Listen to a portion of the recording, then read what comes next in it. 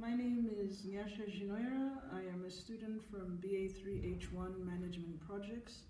This video is for you, Mr. Taffin. It's in relation to the creation of a resort in any place that we so choose, and a reflective video on the process and how my team is doing.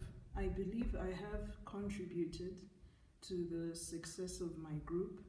I have used my skills in terms of English language and experience from working with other groups who were much better than me during my second year in university. Complexity of the project management process. Most of the complexity comes in the presentation of numbers and the understanding of how numbers work. When I say numbers, what I mean is in relation to staffing. Because when you're coming up with a resort and when you have a hospitality facility, one of your biggest expenses is labor. And when you're presenting a business plan to someone, you have to be very detailed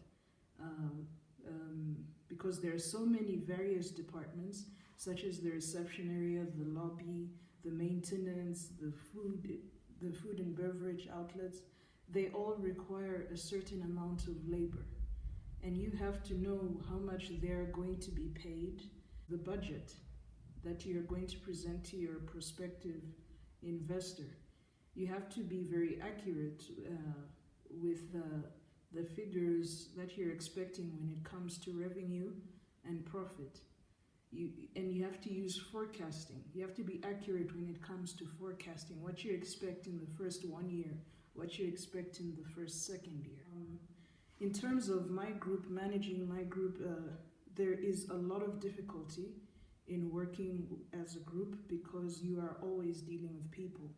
And there are so many various factors that affect the way people relate to one another. Some of them are culture, some of them are what a person will see as respectful, one person might not see as respectful.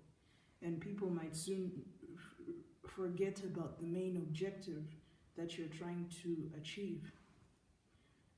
As to whether we were efficient or effective, I think we were not fairly efficient and effective, but I believe we were effective because we achieved our result. We didn't fail as a group. But when it regards to efficiency, not exactly. Because sometimes we would set ways and methods on how we were going to achieve an objective, and we wouldn't stick to those methods.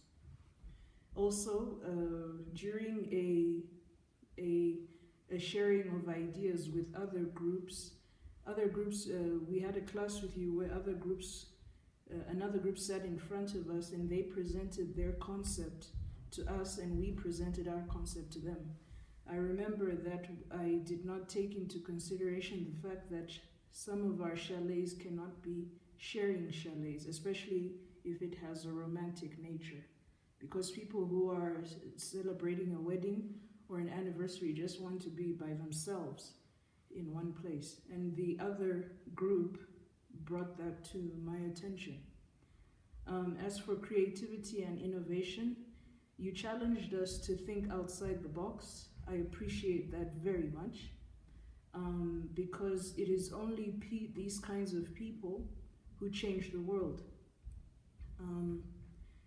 The whole point of being creative and innovative is that it fixes problems and it improves the quality of life.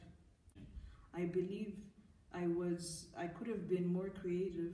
There is always a room for improvement.